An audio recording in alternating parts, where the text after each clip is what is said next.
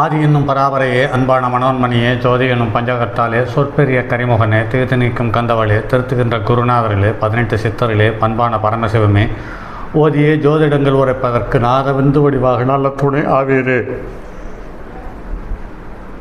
உலகில் உள்ள தமிழ் பேசும் அனைத்து நாள் உள்ளங்களுக்கும் மற்றும் ஜோதிட சான்றோர்களுக்கும் மூத்தோர்களுக்கும் ஆர்வலர்களுக்கும் மற்றும் இந்த காணொலியை காணும் உங்களுக்கும் ஆஸ்ட்ரோராஜின் இனிய நல்வணக்கங்கள். இந்த பிரபஞ்சத்தில் இருக்கும் கிரகங்களுக்கும் மனித உடலுக்கும் அல்லது மனிதனுடைய பிறப்புக்கும் இறப்புக்கும் இடைப்பட்ட காலமான வாழ்நாளுக்கும் ஒரு பெரிய தொடர்பு உண்டு என்று முன்னோர்கள் எண்ணற்ற விதங்களில் தெரியப்படுத்தி சென்றிருக்கிறார்கள். அந்த வகையில் ஒரு வகையில் தெரியப்படுத்தக்கூடிய விதம் என்று பார்க்கும் பொழுது அது ஜோதிடம் என்ற ஆயக்கலைகளில் 64இல் 8வது கலையில் தெளிவாக அடையாளப்படுத்தி இருக்கிறார்கள். அந்த வகையில் இந்த அண்டத்தில் உள்ளது அனைத்தும்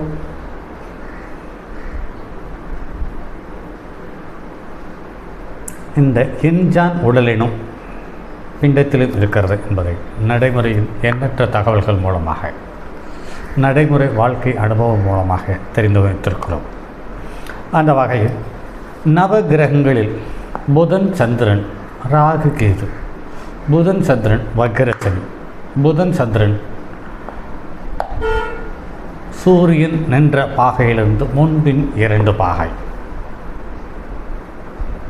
அது மட்டுமில்லாமல் நெருப்பு வீடான மேசம், சிம்மம், தனுசு, இதில் சந்திரன் புதன் ராகு, சந்திரன் புதன் சனி, சந்திரன் புதன் செவ்வாய்,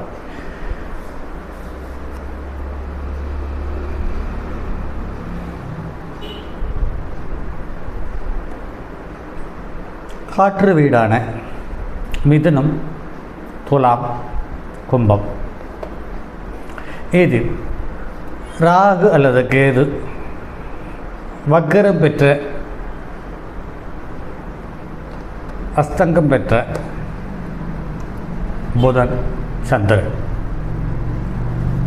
அப்படி இல்லாவிட்டால் மனம் என்ற சந்திரனும் புதன் என்ற புத்தியும் ஒருவருக்கொருவர் இயல்பு நிலையில் பொருந்தாத சூழ்நிலையில் இருக்கும் பொழுது ஏற்படக்கூடிய மன உளைச்சல் போன்றவை மன நோய்களுக்கு காரணக்கர்த்தாவாகிறது.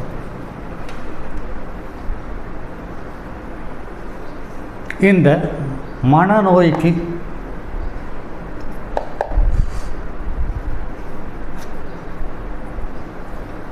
இன்று ஆங்கில மருத்துவம் என்ற அலோபதியில் எண்ணற்ற மருந்துகளும் மாத்திரைகளும் மருத்துவங்களும் வந்துவிட்ட போதிலும் பஞ்சபூத அமைப்பில் ஒரு சில ஆலயங்களுக்கு சென்று பூஜை புனஸ்காரங்களை செய்யும் பொழுது இது குணமாகிறது என்பதை அந்த காலத்திலிருந்தே அடையாளம் கண்டு வைத்திருக்கிறார்கள். அந்த வகையில் குணசீலம் பிரசன்ன வெங்கடாஜலபதி ஸ்தலம் இந்த மனநோய் பாதிப்பிலிருந்து குணமடைவதற்கு பெருமளவு வழிவகுத்திருக்கிறது. அது மட்டுமில்லாமல் நிறைய மனிதர்களுக்கு குணமாகி இருக்கிறது என்பதை அடையாளப்படுத்தியிருக்கிறார்கள். அப்படிப்பட்ட குணசீலம் சார்ந்த தகவல் இந்த காணொளி. ஒருவருடைய குடும்பத்தை கவனித்தோமானால் அந்த குடும்பத்தில் வம்சாவளியினர் மனநிலை பாதித்தவாறு இருக்கிறார்கள். முக்கியமாக திருமண வாழ்க்கையானது சிறப்பாக அமையாது. ஒரு தாரத்திற்கு 2 தாரம் அமையும். மனைவி யோகம் உள்ளவளாக அமையமாட்டால் சில பெண்களுக்கு 2வது நபர் தொடர்பு ஏற்படும். சமூகத்தில் மதிப்பு மரியாதையும் குறைந்து காணப்படும். அந்நிலையை அவர்களது ஜாதகத்திலேயே பார்க்க முடியும். அந்நிலையை இவர்கள் அடைய காரணம் அந்த குடும்ப வம்சாவளியினர் குரு துரோகம் செய்து நண்பனின் மனைவியின் மீது மோகம் கொண்டு குழந்தை பேறு இல்லாதவர்களை அவமதித்து தோல் நோய் உள்ளவர்களுக்கு அபவாதம் செய்தது போன்ற செயல்கள் தெரிய வரும். இதை அவர்களது கர்ம காண்டத்திலேயும் காண முடியும். இதை ஜோதிட சாஸ்திரத்தில் பிரேத சாபனம் அல்லது பிரேத சாபம் என்று ஜோதிடர்கள் இதை அடையாளப்படுத்தி இருக்கிறார்கள். பூர்வ ஜென்ம கர்மாவை பற்றி ஓரளவு தெரிந்த ஜாதகர்களுக்கு மட்டுமே இதை உணர முடியும், அதை வெளிப்படுத்த முடியும். அதிலிருந்து பரிகாரம் என்ற 1-2 பரிகாரங்களை சொல்லி சுய நினைவுக்கோ அல்லது இயல்பான வாழ்க்கைக்கோ கொண்டு வர முடியும் என்பது நடைமுறையில் மட்டும் தெரிய வருகிறது. அப்படிப்பட்ட சக்தியை கொண்ட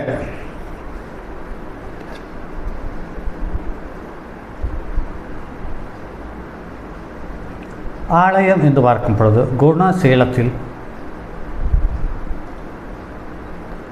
அமைந்து அருளியுள்ள ஸ்ரீ பிரசன்ன வெங்கடாஜலபதி இவரை வணங்கி வர மேற்கண்ட தோஷங்கள் கொஞ்சம் கொஞ்சமாக விலகுவதை நடைமுறையில் பார்க்க முடிகிறது.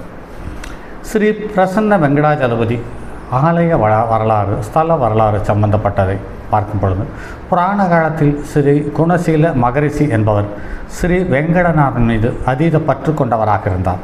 வேங்கடநாதனை திருமலைக்கு சென்று தரிசித்து வர அவரது உள்ளம் தவித்தது. ஆனால் ஒத்துழைப்பு தரவில்லை. மகரிஷியின் நிலையை உணர்ந்த திரு வேங்கடர் அவர் முன் தோன்றி காட்சியளித்து மகரிஷியும் மனம் குளிர்ந்தார். பகவானை சேவித்துவிட்டு இங்கேயே இருக்க வேண்டும் என்று வேண்டுகோள் விடுத்தார். பகவானும் இருப்பதாக சொல்லி சுயம்புவாக உருப்பெற்றார். ஆக வேங்கடநாதனை இங்கு வந்து சுயமாக உருப்பெற்றுள்ளார் என்பதுதான் ஸ்தல வரலாறு. திருமலைக்கு செல்ல இயலாதவர்கள் இங்கு உள்ள வெங்கடாஜலபதியை தரிசித்தால் அவருக்கு திருமலை சென்று வந்த என்ன பலன் கிடைக்குமோ அந்த பலன் இங்கு கிடைப்பதாக சொல்லப்படுகிறது. ஸ்தலம், வரலாறு மற்றும் ஆலய பெருமை என்று பார்க்கும் பொழுது பிரேத சாபனையால் பாதிக்கப்பட்டவர்கள், தீராத வினைகளுக்கு ஆளானவர்கள், செய்வினை தோஷத்தால் பாதிக்கப்பட்டவர்கள், மனம் பேதளித்தவர்கள் இங்கு வந்து உச்சிக்கால பூஜையில், அதுவும் புதன்கிழமை அன்று நடக்கும் உச்சிக்கால பூஜையில் கலந்து கொண்டு அங்கு தெளிக்கும் தீர்த்தத்தை முகத்தில் வாங்கி கொண்டு குடித்து வந்தால் ஊழ்வினை அகலும். குறைந்த அளவு பாதிப்புக்கு உள்ளானவர்கள் தொடர்ந்து புதன்கிழமை சென்று வந்தால் போதுமானது. மிகுந்த பாதிப்புக்குள்ளானவர்கள் 45 நாட்கள் சென்று வர வேண்டும். மனநோய் முற்றியவர்கள் குணமடைவதற்கு கோயிலிலேயே தங்குவதற்கு தனி மண்டப வசதி செய்துள்ளார்கள். பாதிக்கப்பட்டவர்களை தங்க வைத்து தினமும் நடக்கும் 5 கால பூஜையில் கலந்து கொள்ள செய்கிறார்கள். இவர்களுக்கு துளசி ஜடாரி விநியோகிக்கப்படுகிறது. அப்படி ஒரு மண்டலம் வரை பாதிக்கப்பட்டவர்கள் கவனிக்கப்படுவார்கள். ஒரு மண்டலத்தில் இவர்கள் பூரண தெளிவு பெறுவார்கள் என்று சொல்லப்படுகிறது. பூஜை சம்பந்தப்பட்ட விவரங்கள் என்று பார்க்கும் பொழுது தினமும் 5 கால பூஜை செய்யப்படுகிறது. உச்சிக்காலத்தில் அர்த்த ஜாமத்திலும் நடக்க பூஜை சிறப்பானது. பூஜை முடித்து தெளிக்கப்படும் தீர்த்தத்தால் பல தோஷங்கள் விலகுவது நிச்சயம். சனிக்கிழமை விசேஷ பூஜை செய்யப்படுகிறது. புரட்டாசி மாதத்தில் உற்சவ விழாகவும் தேரோட்டமும் மிக சீரும் சிறப்புமாக நடைபெறுகிறது. குழந்தை பாக்கியம் இல்லாதவர்கள், புத்திர குறை உள்ளவர்கள், இதய நோய் பாதிக்கப்பட்டவர்கள் பெருமாளுக்கு சந்தன காப்பு அலங்காரம் செய்து நேர்ந்து கொண்டால் விருப்பம் நிறைவேறி வருகிறது என்று சொல்லப்படுகிறது. குணசீலத்தில் உள்ள கோயிலுக்கு செல்லும் வழி என்று பார்க்கும் பொழுது திருச்சி சேலம் வழித்தடத்தில் அமைந்துள்ளது. குணசீல மகரிஷியின் பெயரால் அழைக்கப்படும் ஸ்ரீ குணசீல பிரசன்ன வெங்கடாஜலபதி திருத்தலத்திற்கு விஜயம் செய்தால் தென் திருப்பதிக்கு சென்று வந்த புண்ணியத்தை பெறலாம் என்று சொல்லப்படுகிறது. ஆக எந்த காலகட்டத்தில் தோஷம் என்று அடையாளம் கண்டார்களோ நம் முனிவர்களும் சித்தர்களும் அந்த காலகட்டத்திலேயே இந்த தோஷத்துக்கு சம்பந்தப்பட்ட நிவர்த்தியை தரக்கூடிய இந்த பூமியில் ஒரு சில ஸ்தலங்களை உருவாக்கி அதை பெருமைப்படுத்தி அதை பொதுமக்களுக்கும் பாதிக்கப்பட்டவர்களுக்கும் தெரியப்படுத்தி அதன் மூலமாக அந்த தோஷத்தை நிவர்த்தி செய்வதற்கான வழியை உண்டு பண்ணி தந்து சென்றிருக்கிறார்கள் நம் முன்னோர்கள் என்று நினைக்கும் போது சற்று ஆச்சரியத்திலும் ஆச்சரியமாக இருக்கிறார்கள். அடுத்து இதற்கு பிறகு வந்த ஆங்கில மருத்துவம். அதற்கு அடுத்து எந்த ஒரு பாவத்தை செய்தாலும் அதை ஒரு குறிப்பிட்ட ஒருவரிடம் மன்னிப்பு கேட்டால் நிவர்த்தி ஆகிவிடும் என்ற ஒரு அறியாமையோடு சில மக்கள் சின்ன சின்ன லாபங்களுக்காக மக்களை மாற்றி இந்த இந்து தெய்வங்களினுடைய சக்தியை, அளப்பரிய சக்தியை உணராமலே மக்கள் வாழ்ந்து கொண்டிருக்கும் அற்பத்தனமான வாழ்க்கைக்கு தள்ளப்பட்டிருக்கிறார்கள் என்று நினைக்கும் பொழுது சற்று மனதிற்கு சிரமமாக இருக்கிறது.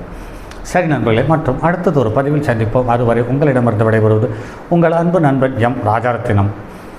தங்கமான் மழுவோடேந்தி தென்மதி தலையில் கொண்டோர் மங்கையர் பதிக்கச் சொன்ன மாமொழி ஜோதிடத்தை இங்கு யாம் உரைப்பதற்கோர் இமை என்னும் பிழை வராமல் காக்க செங்கன் மால்மருகன் யானைச்சரன் பதம் காப்பதாமே.